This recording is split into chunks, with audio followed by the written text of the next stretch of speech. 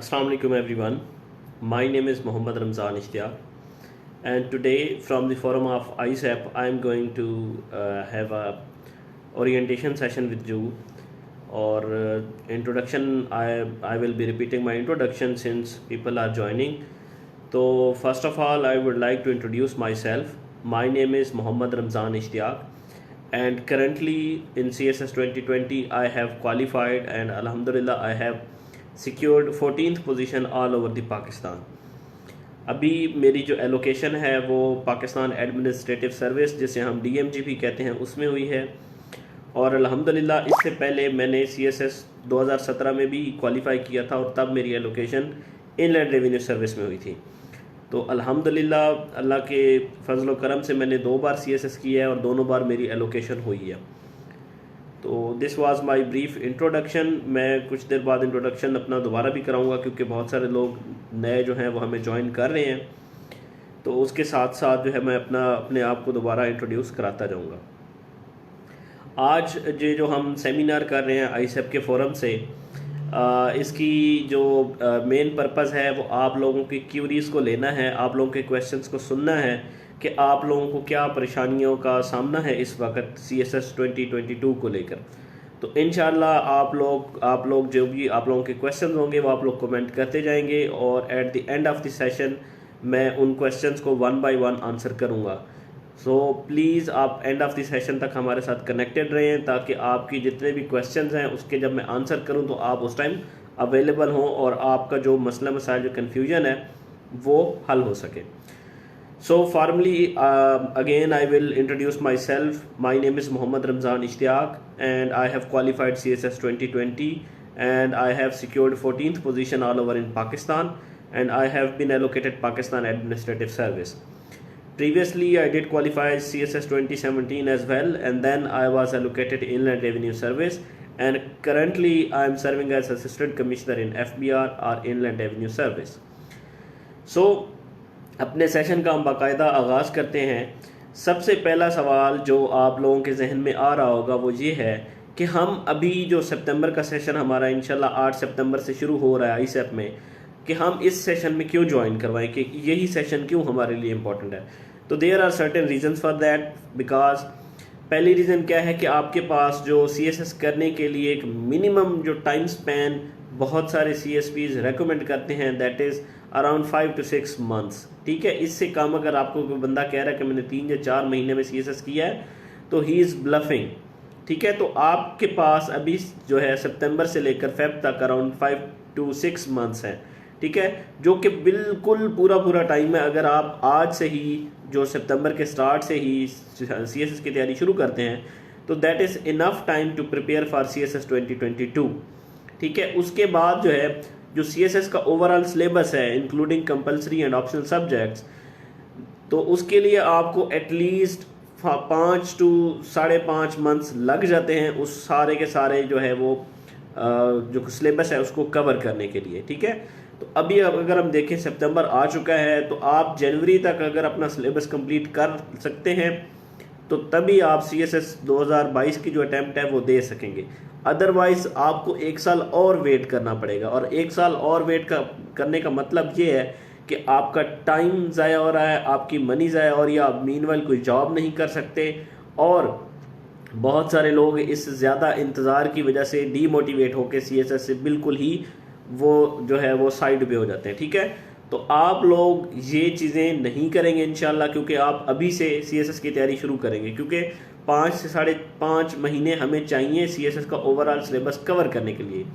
ठीक है, उसके बाद जो है जो ISAP को ज्वाइन करने की रीज़न है कि आप ISAP को ज्वाइन क्यों करें या व्हाट डिस्टिंग्विश जो है वो करता है ISAP को from the other institutions, that is कि यहाँ पे जो है आप लोगों की एवेल्युएशन की जाएगी, आप लोगों को जो चीज़ें पढ़ाई जाएंगी उसके साथ साथ उसकी टेस्ट सीरीज़ होगी, मॉक एक्सरसाइजेज होंगे, एवेल्युएशन होगी। तो ये सारी चीज़ें जो हैं ये बहुत ज़रूरी हैं और ये आपके पास बिल्कुल पूरा टाइम है। आप यूँ समझ लें कि you do not have even 1 day to waste. ठीक है, आपके पास एक दिन भी नहीं है कि आप डिले करें। ठीक है, फिर आप लोग फिर यही सोच रहे होंगे कि आप अभी जो है वो अभी क्यों आज से जब सितंबर को जो हमारा सेशन ISAP के साथ शुरू हो रहा है से क्यों करें। तो मैंने आपको बता दिया रीज़न कि अगर आप 2022 अटैम्प्ट करना चाहते हैं तो आपको ये सेशन ज़रूर ज्वाइन करना चाहिए। अदरवाइज़ इसके बाद आपके पास कोई ऐसा जो है वो अपॉर्चुनिटी नहीं होगी कि आप इतने जो है वो स्ट्रिक्ट स्केड्यूल के साथ अपना कोर्स कंप्लीट करके और CSS 2022 की अटैम्प्ट ले सकें। ठीक है, और जैसे कि मैंने बताया कि जो है अगर ये वही वाला बिल्कुल कंसेप्ट है कि नाउ और नेवर, अभी ज्वाइन कर लें तो आप अटैम्प्ट दे लेंगे, अदरवाइज फिर आप डिले करेंगे, आप लैग करेंगे, आप डीमोटिवेट हो जाएंगे और अल्टीमेटली आप क्या करेंगे, आप CSS नहीं दे पाएंगे। ठीक है जी। उसके बाद एवेल्युएशन की मैंने बात की। बहुत सारे एस्पायरेंट्स ऐसे होते हैं जो पढ़ने में बहुत अच्छे होते हैं, वो चीज़ें भी ठीक डायरेक्शन में पढ़ रहे होते हैं, लेकिन वो सिर्फ एक वजह से जो है उनका जो ख्वाब है CSP अफसर बनने का वो पूरा नहीं हो सकता, एंड दैट इज़ एवेल्युएशन। ठीक है, जब तक आप खुद को एवेल्युएट नहीं करवाएंगे कि मैं जो पढ़ रहा हूँ, मैं जो लिख रहा हूँ, क्या वो सही है या गलत है, ठीक है, तो you will feel like a rudderless boat. ठीक है, जिसको कोई पता नहीं है कि मेरी मंजिल किधर है, मैं मंजिल की तरफ ठीक जा रहा हूँ या मैं किसी और रास्ते की तरफ मुड़ चुका हूँ।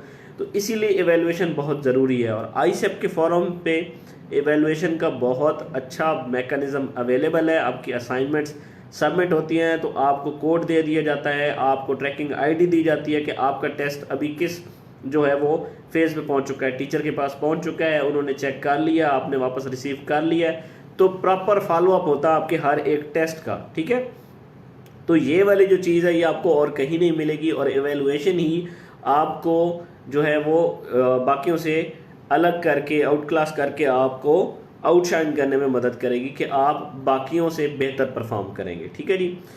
अब कुछ चीज़ें हैं जो हमने 2017 की जो FPSC की, आप लोगों को पता होगा कि जब CSS एक फाइनल रिजल्ट आ जाता है तो उसके बाद एक FPSC सालाना एक रिपोर्ट इशू करती है जिसमें वो बताते हैं कि ज़्यादा एस्पायरेंट्स जो फेल हुए हैं और जो बाकी 1 या 2% पास हुए हैं उनमें क्या डिफरेंस था, या क्या चीज़ें थी जिनकी वजह से जो बाकी 98 या 97% लोग थे वो क्वालिफाई नहीं कर सके।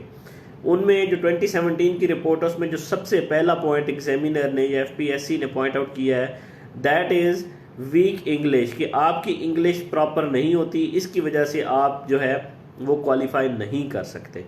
उसके बाद अगला जो पॉइंट है कि आपका जो आंसर है उसमें कोरिलेशन जो है, कोरिलेशन नहीं होती, इररेलेवेंसी होती है आपस में। जो टॉपिक है हम पूछा कुछ और होता है उसमें और जवाब में कुछ और लिखा होता है। ठीक है, तो कंटेंट जो है वो इररेलेवेंट हो जाता है। जब इररेलेवेंट कंटेंट होता है तो आप एक अच्छे कैंडिडेट की तरह FPSC के एग्जामिनर के सामने नहीं होते और वो आपको मार्क्स नहीं देते। इसके बाद जो है सबसे इंपॉर्टेंट पॉइंट जो उन्होंने पॉइंट आउट किया, दैट इज़ प्रेसी प्रैक्टिस। ठीक है, बहुत सारे लोग इंग्लिश तो उनकी अच्छी होती है लेकिन उनकी प्रैक्टिस नहीं होती। ठीक है, तो practice makes a man perfect, जैसे कि हम सब जानते हैं। तो प्रेसी की जितनी ज़्यादा हम प्रैक्टिस करेंगे, राइटिंग प्रैक्टिस हमारी जितनी ज़्यादा होगी, the more we will practise the more it will benefit us. ठीक है, तो बहुत ज़्यादा प्रैक्टिस की ज़रूरत है। फिर जो अगला पॉइंट है वो करंट अफेयर और ओवरऑल जो जेनेरिक कंसेप्ट्स हैं उसके बारे में बात की गई। एग्जामिनर जो रिपोर्ट है FPSC की उसमें ये बात की गई है कि करंट अफेयर्स बहुत सारे लोगों के वीक होते हैं, और उसके साथ जो है उनको इंटरनेशनल जो हैपनिंग्स हैं, इंटरनेशनल जो इवेंट्स हैं चल रहे होते हैं, जो अभी प्रेजेंट चल रहे होते हैं उस टाइम फेज में, उनसे उनका कोई जो है वो ख़ास इल्म नहीं होता, नॉलेज नहीं होता उनसे, इसलिए वो रेलेवेंसी ड्रा नहीं कर सकते। ठीक है जी, ये वो पॉइंट्स हैं जो आपको CSP बनने से रोकते हैं। ठीक है जी, और ISEP अगर आप ज्वाइन करते हैं तो ISEP के सारे ये टारगेटेड पॉइंट्स हैं, इन सब के ऊपर इंडिविजुअली काम होगा। इंग्लिश ग्रामर के ऊपर अलहदा से काम होगा, कंटेंट को आपने कैसे रेलेवेंट बनाना है इसके ऊपर अलहदा काम होगा।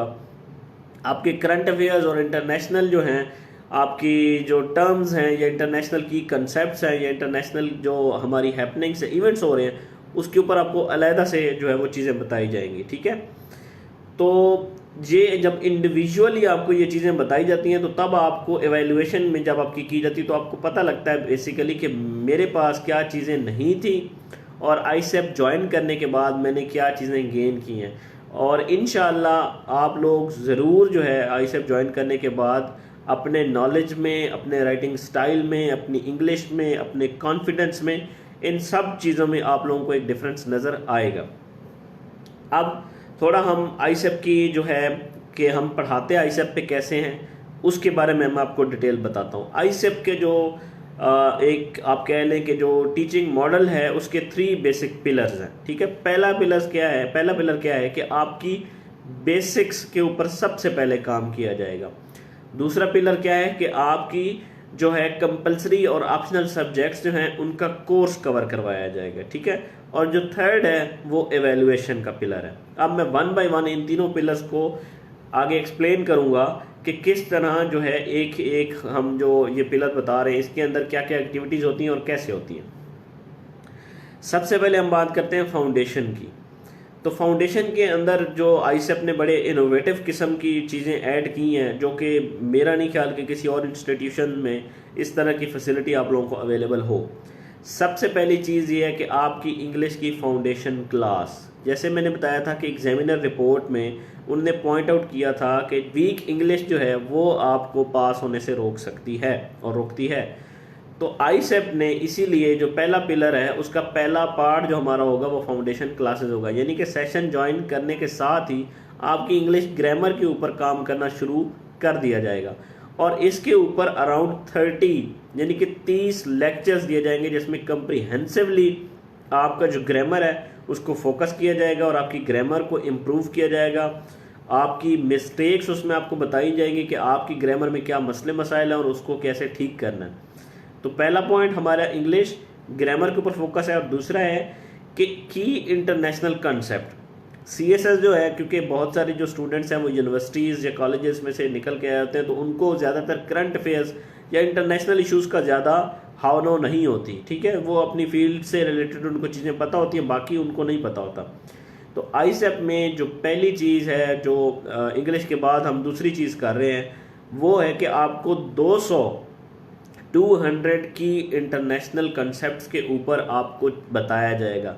और 200 इंटरनेशनल कंसेप्ट्स अगर आपको पता लग गया है तो इट मीन्स कि आपको ग्लोबली बहुत सारी चीज़ों का पता लग जाएगा।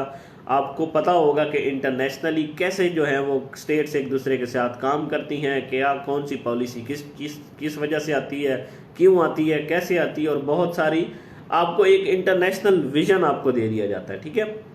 तो आपकी इंग्लिश पे भी काम हो गया, आपके इंटरनेशनल जो है वो कंसेप्ट पे भी काम हो गया। उसके बाद जो होता है की टर्म्स, बहुत सारे कैंडिडेट्स ऐसे होते हैं जो एक ही बात को कन्वे करने के लिए बड़े लंबे लंबे सेंटेंसेस लिखते हैं, लेकिन उनके लिए बड़े शॉर्ट वर्ड्स अवेलेबल होते हैं जो कि उनको पता नहीं होते। की टर्म्स होती हैं, ये ऐसी टर्म्स होती हैं कि you have to convey your idea in affective way, ठीक है।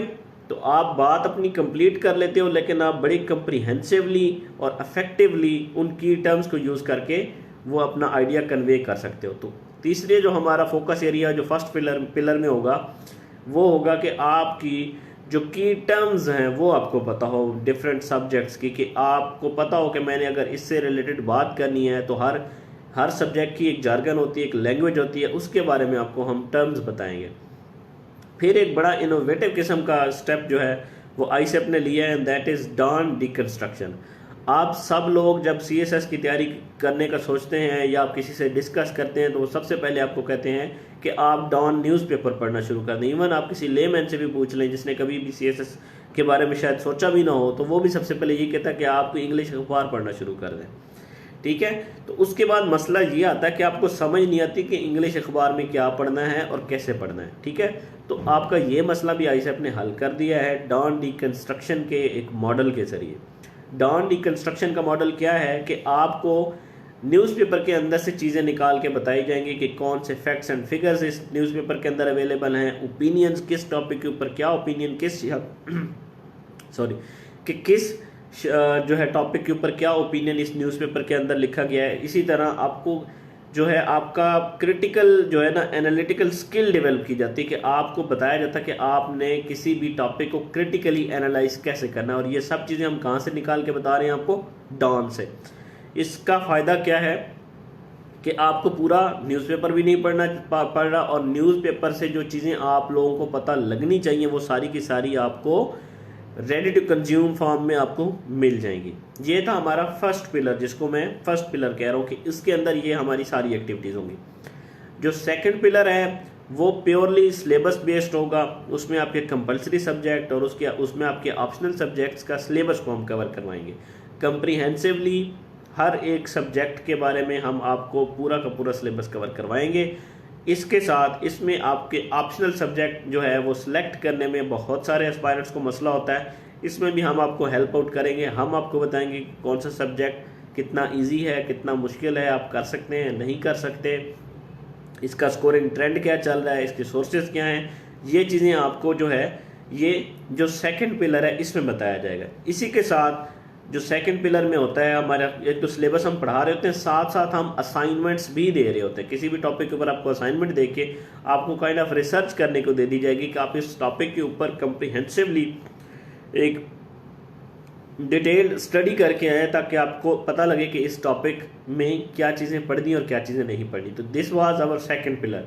So let's talk about our third pillar, that is evaluation, and to me this is most important part of our teaching strategy। ठीक है, evaluation में क्या होता है कि evaluation में आपको comprehensively टेस्ट से गुजारा जाएगा। ठीक है, बहुत ज़्यादा आपसे टेस्ट लिए जाएंगे। कैन यू इमेजिन कि आप लोगों से 5 महीने के अंदर या 5.5 महीने का जो हमारा अभी सेशन हो रहा है इसके अंदर आपसे 108 टेस्ट्स आपसे लिए जाएंगे। ठीक है, तो जब आप 108 टेस्ट सॉल्व कर लेंगे तो इट मींस कि आपकी राइटिंग स्पीड बेहतर हो गई, राइटिंग स्टाइल बेहतर हो गया, आपकी ग्रामर ठीक हो गई, आपकी इवैल्यूएशन भी हो गई और आपकी राइटिंग स्पीड भी बेहतर हो गई, टाइम मैनेजमेंट भी आपकी बेहतर हो गई।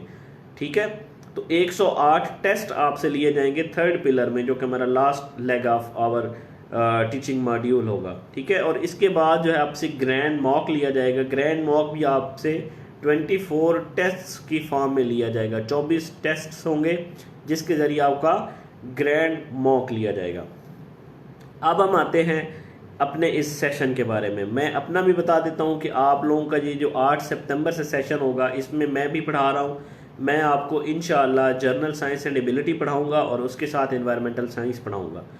उसके साथ जो आईसेप का हमारा जो है हेल्प डेस्क है उसके ऊपर मैं पर्सनली अवेलेबल हूँगा आप लोगों के किसी भी किस्म के क्वेश्चन को आंसर करने के लिए, चाहे वो मेरे सब्जेक्ट से रिलेटेड होगा या किसी और सब्जेक्ट से रिलेटेड होगा या जर्नल आप लोगों को स्टडी में कोई इशू आ रहा होगा तो उसको जो है वो रिजॉल्व करने के लिए मैं वहाँ पे बैठूंगा। बहुत सारे स्टूडेंट्स का मसला होता है कि उनसे टाइम टेबल नहीं सेट हो रहा था पढ़ने का, किसी को मसला होता है कि उसे समझ नहीं आ रही कि वो चीज़ों को रिटेन कैसे करे, किसी को समझ नहीं आ रही कि वो वोकेबलरी कैसे बनाए। तो इस तरह के सवालात का जवाब जो है वो जवाबात देने के लिए मैं आईसेप के हेल्प डेस्क पे अवेलेबल रहूँगा इंशाल्लाह। उसके बाद अब हम बात कर लेते हैं हमारा जो सेशन है। सेशन हमारा स्टार्ट हो रहा है 8 सितंबर से। 8 सितंबर जो अभी अगले हफ्ते आने वाला है, लेकिन उसमें ये है कि 8 सितंबर को हमारा free seminar on campus seminar भी होगा। 8 सितंबर को हमारा ऑन कैंपस फ्री सेमिनार भी होगा, प्लस 8 सितंबर से हमारी रेगुलर क्लासेस भी शुरू हो जाएंगी। ठीक है, तो अगर आप लोग फ्री सेमिनार ऑन जो है ऑन कैंपस लेना चाहते हैं तो 8 सितंबर को आप वो भी अटेंड कर सकते हैं। इस सेशन में क्योंकि अभी हमारे पास बहुत लिमिटेड टाइम है तो हम सिर्फ 30 स्टूडेंट्स लेंगे, इससे ज़्यादा स्टूडेंट्स हम नहीं लेंगे।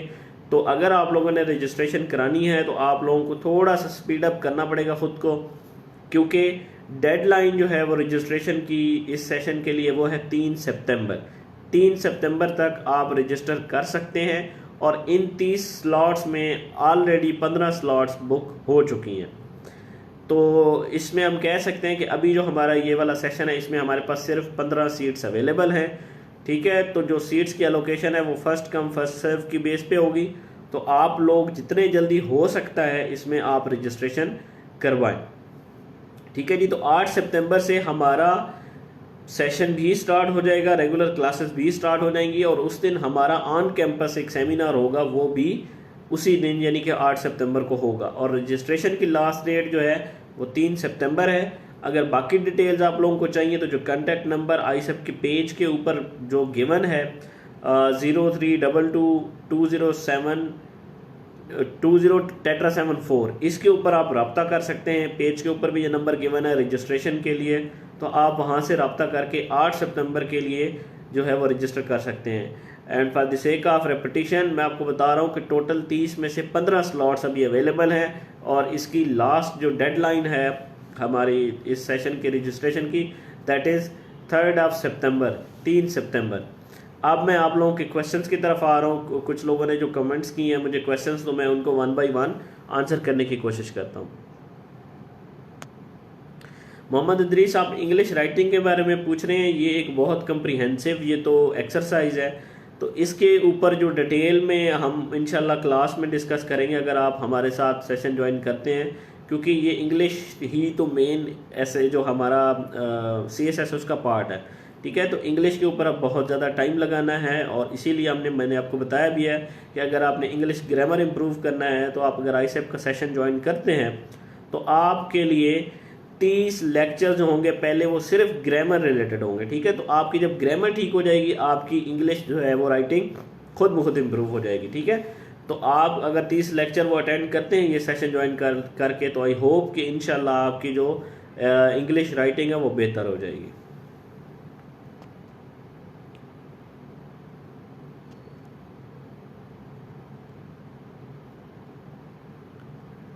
जी, तैमूर पूछ रहे हैं कि स्ट्रक्चर को किस तरह हम करेक्ट कर सकते हैं। Ali, if you can explain कि आप किस चीज़ के स्ट्रक्चर की बात कर रहे हैं, तो मेरे लिए ज़्यादा इजी हो जाएगा एक्सप्लेन करना।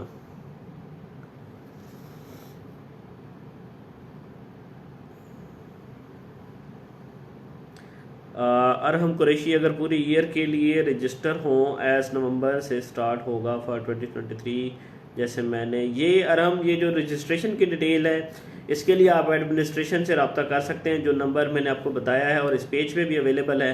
तो रजिस्ट्रेशन की डिटेल्स या सेशन की फर्दर डिटेल्स जो हैं वो आपको एडमिनिस्ट्रेशन कन्वे कर देंगी।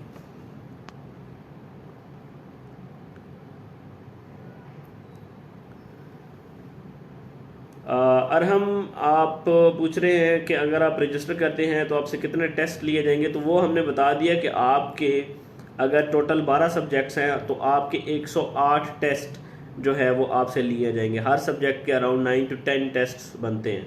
ठीक है जी, मज़ीद अगर किसी का क्वेश्चन है तो कमेंट कर दें।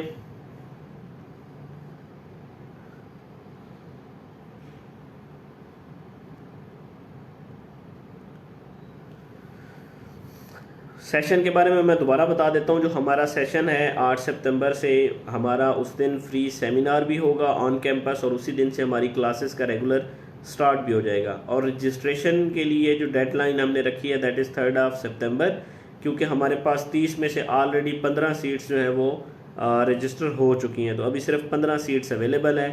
तो 3 सितंबर तक आप लोग रजिस्टर कर सकते हैं। अरहम, आपके ये जो टेस्ट का सवाल है ये आपको एडमिनिस्ट्रेशन मज़ीद डिटेल में बता भी देंगी। अदरवाइज़ आपके ये टेस्ट हैं ये ईयर बेस्ड नहीं है, ये आपके सब्जेक्ट्स बेस होते हैं। Usman Ali, how to prepare any subject, तो ये तो जनरल चीज़ें जो हैं ये आपको हेल्प डेस्क पे ही बताई जा सकती हैं, क्योंकि ये बहुत ज़्यादा डिटेल में बताने वाली चीज़ें हैं। तो आप ISEP विज़िट करके हेल्प डेस्क पे मुझसे मिलके तो आप वहाँ पे ये चीज़ें पूछ सकते हैं। ईयरली प्रोग्राम की डिटेल्स एडमिनिस्ट्रेशन आपको ज़्यादा बेहतर तरीके से कन्वे कर सकते हैं, तो kindly contact on the given number. ये अगर किसी का कोई क्वेश्चन है तो कमेंट करें, otherwise we have to finish this session.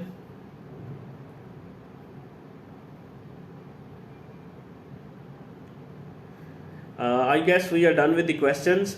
सो 8 सितंबर को हमारा जो सेशन स्टार्ट हो रहा है उसके लिए आप लोग 3 सितंबर तक रजिस्टर हो सकते हैं, और अभी सिर्फ 30 में से 15 स्लॉट्स अवेलेबल है। रजिस्ट्रेशन या बाकी किसी भी किस्म की अगर आपको डिटेल इस सेशन से रिलेटेड चाहिए तो जो पेज के ऊपर हमारा गिवन नंबर है, कॉन्टैक्ट नंबर, आप उसके ऊपर रब्ता करके तो डिटेल्स ले सकते हैं।